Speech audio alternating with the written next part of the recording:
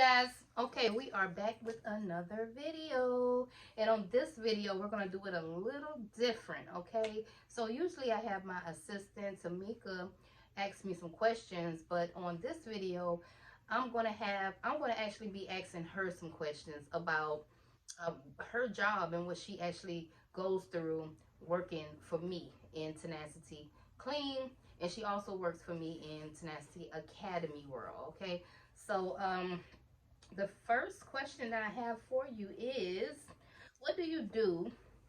Well, actually, what do you look for when you're screening our employees? Because one of her jobs is HR position, where she will screen through all the employees, like on a phone interview, and then if they pass the phone interview, she'll pass them along, and they'll do a face to face. So what are some of the things that you look for when you're doing your phone interviews? Um, okay, so before I get to the phone interviews, when I'm looking at their actual resume, the first thing that stands out to me is I have to look to see, okay, do they have any cleaning experience? I mean, it's a good thing if people don't have a cleaning experience sometimes because people can always be trained. But however, the first thing I do typically look at is if they have cleaning experience, because just because people want a job doesn't mean they're going to be able to fulfill the position, because this is a cleaning job. And some people right now, because it's jobs are very scarce, they'll just take anything, but this is a good growing company, and I want to make sure that when people come to work, they want to clean. This is a cleaning business. And if I see that, then I'll give them a call over the phone. And once we do the phone interview, I watch their energy. If their energy on the phone, if they're upbeat, if they're like, yeah, I want to do this, and oh man, I used to clean up my mama, my daddy, grandma's house, and all this stuff right here. So when they put that in my head, I'm like, okay, they'll be perfect for this position. Mm-hmm. So there are definitely some things that I look for when hiring for you, and definitely I look at the I want to say the longevity of their job history to see how long they stayed on this job, and have they been job hopping, because you want to have somebody who's very reliable, who's looking to grow within the company, because we definitely want serious candidates that apply for this position. We don't just want anyone to just come here and be like, you know what, I'm just here to get a paycheck, and not take it serious, because she definitely does have some high clientele clients, and we don't want to mess that up. Right. Okay, that's a good question. So what happens if they put on their job application that they worked some housekeeping position 5 years and they have like over 20 years of experience, um, and you pass them along, and then we find out that they can't clean a lick? Well, that's actually good, because I mean, it's very biased when interviewing, and people do lie on their resume. I mean, there's certain things I do read and there's certain things I don't read, because you can sell yourself on a resume, but the work proves for itself. And once you get out here, and we typically have people to come out on Sundays because that's our busiest days. So we typically have them to come out, give it a trial run. And when they come out, we basically see, hey, do you really know what you're talking about? And to be honest with you, ain't nobody been cleaning no 20 years, and you 25. Like, that's a what? I'm just help me out. But so yeah, we do trial runs on Sunday, and keep in mind that legally you can pay someone under the table up to $600. So I love the fact that I can do that. So I'm sending people out there on trial runs every Sunday just to try you out, because I wanna see. Like, I'm the type of person on my end, I don't care what you told my assistant and what you put down on that paper. You gotta show me. I'm a show and prove type person. So that's what the whole trial run is all about. You gotta show us that you really can clean. hmm We're judging the fact that if you have even show up is one strike. That's a plus. If you even show up, because we all know most of them don't even show. But that was good. Awesome, awesome. The next question I have for you is, how do you handle clients that are late paying invoices?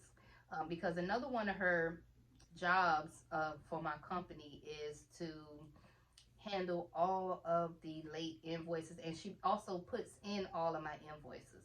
So explain to me how you handle that. Well, dun, dun, dun. Well, this is actually really good.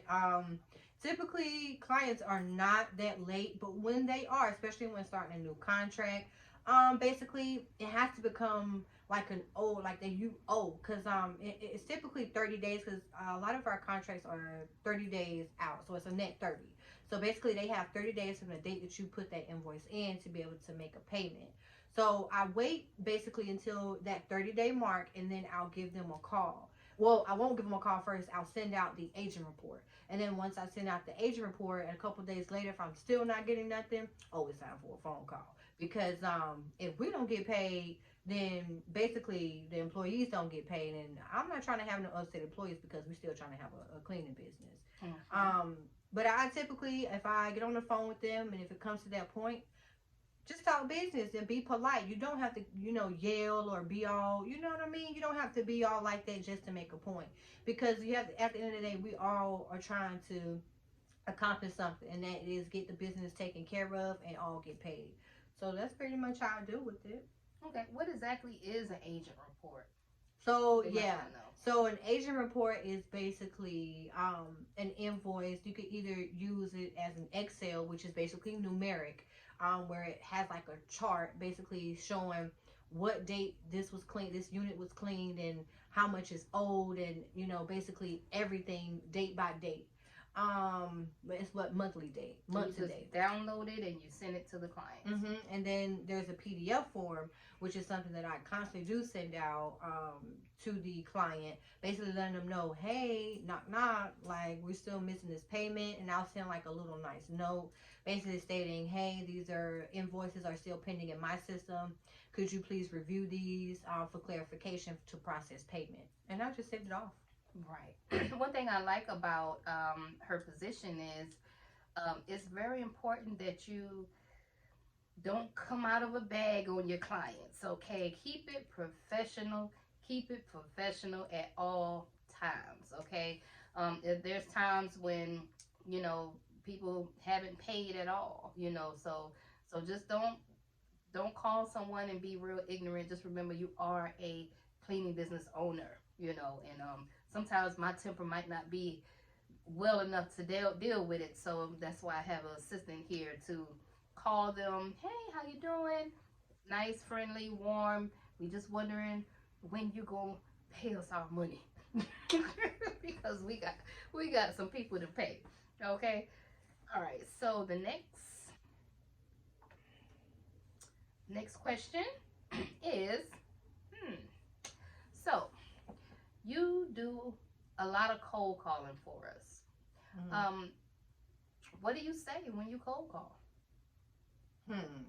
I know a lot of people get a little scared when it comes to, making that call, trying to get clients. And they're going to get scared and discouraged because they're going to get that no. But I do it every single day. And basically when I call, I sound upbeat, and I try to get past the what do you want to call it, the doorkeeper, okay? Which is a secretary, because 9 out of 10 when you call and you're saying that you're a cleaning company, it sounds like a sales call. So they'll be like, oh, I'll give you the email. So I typically, when I do the cold call, I'll say I'm doing a follow-up on doing a walkthrough for your company, and I'll be like, who is the person in charge, basically? Who do I need to speak to in reference for commercial cleaning for your property? And they'll be like, oh, okay, hold on 1 minute. And they'll be like, they'll make a mistake, and see, they don't know that. They'll make a mistake, be like, oh, well, such and such, she's not here right now, or right now she's in a meeting. So what I could do is I can just, take your number down. I'd be like, you know what? Don't even worry about it. And see, this is my secret. I'll call back. And then I'll be like, hey, can I speak to such and such? And then they'll be like, hold on 1 minute. Did you not remember? Did you just, I called you yesterday and you told me all this information? But a lot of the times I'll just, call them. And like I said, sound upbeat and, tell them, hey, I'm just looking to speak to the person who's in charge for the commercial cleaning. And I'll just ask them sometimes up straight, are you looking for cleaners? And sometimes it works and sometimes it doesn't, but I just don't stop. I keep going because you just never know.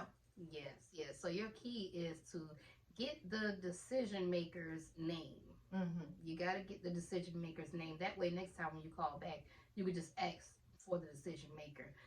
And not only that, but getting the decision maker's email. And that way we can keep remarketing to them. Okay. And that's pretty good. That's pretty good. Oh, okay. So I'll be like, "Hi, my name is Tamika, and I'm from Tenacity Clean. I was calling to see who do I need to speak to in reference to commercial cleaning for your property." Basically, that's it. That's the line. That's the line that we use. Woo! That's the kicker.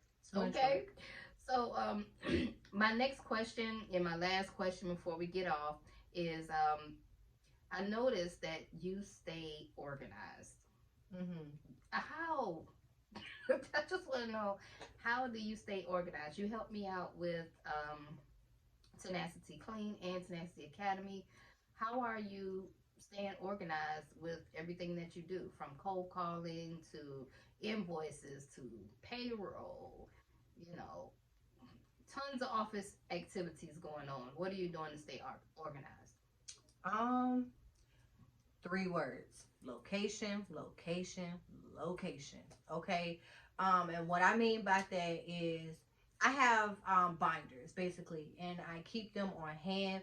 I know that she has a busy life, so I try to make it as easy as possible, so that way when she needs to go grab something or know something about the business, she can go right to it. Because it's like she said in the previous video, how you do one thing is how you do everything. And I wanted to make sure that if I'm organized, then that means she's organized.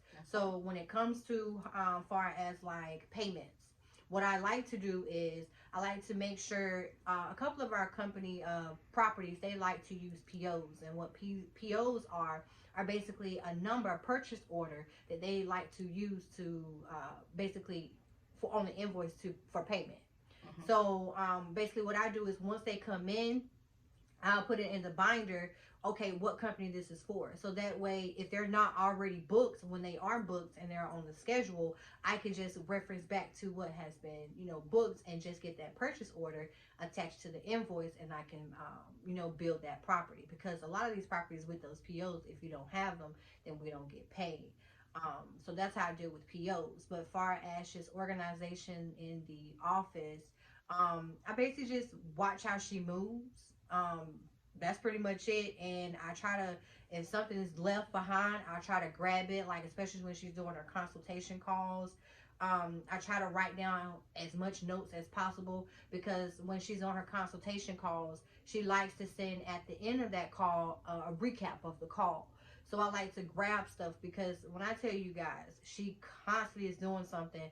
I swear, this lady got like 8 arms. Like, I don't know where they be coming from, but she has them.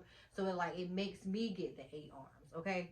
So I have to stay organized, because being organized is key, especially with she is a mother of 5, and on top of that, she is a business owner of 2 companies. So I have to get a calendar. Literally, you can't see it right now, but we literally have a calendar on the wall.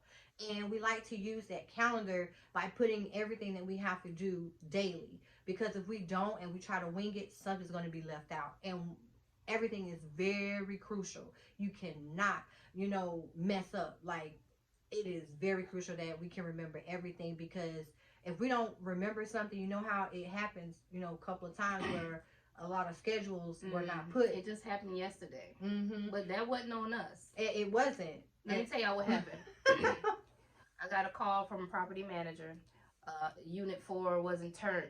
And I'm like, so we're like going through my computer. She's going through her computer. Everything. Because the guests were checking in and the unit wasn't turned. So we're trying to figure out where the error was at. Like, how in the heck did this happen? Because I have my stuff in order. We usually have the unit turned. Then the next day we'll schedule our quality control. So we got everything. So I'm like, how did this happen? And child, to this, I'm still waiting for them to explain to me how the unit got dirty, because it did get cleaned. So now we're just going through a thing where we're just kind of emailing back and forth, trying to figure out when trying to figure out when the unit, well, who went inside the unit and messed it up. Basically, that's what we're trying to figure out. You know, so things like that happen sometimes. Sometimes it happens and it's on me. I might have missed a unit. I might have messed up somewhere. Okay, I done made mistakes before, so sometimes it might be on me. You know, but that's why it's very important to stay organized. And whew, she helps me out with that. She just like, whew, in my life, she helps me out with the organization, having the calendar. I like to use Asana. Asana is a good tool, software that we use to stay organized. You know, what else do you use to stay organized? We also use. Well, I use QuickBooks to help me because that's how we send out the invoices, and I'm able to Mhm. keep up with the different properties that we have. That's Yeah, definitely good for me. I'm gonna do a video on 5 of my favorite apps that I like to use in my cleaning company. Okay, and you guys could just take notes of that. Okay, so but anywho, I'm just gonna go ahead and wrap this video up. We wanted to try something a little different today. You know, I was gonna let I wanted to do the interview, and since she was interviewing me a couple of times, I wanted to bring you guys in on my assistant's world, you know, because it can get crazy around here. Mm-hmm. But we're not going to hold you guys long. Make sure you like, comment, subscribe, leave some questions down below on some videos that you would like us um, to do some videos on, okay? Because we're running out of topics.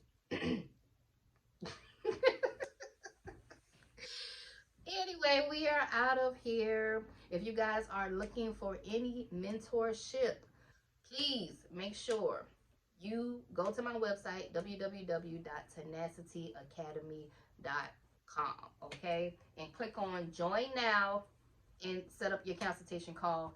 Let's work. Until next time.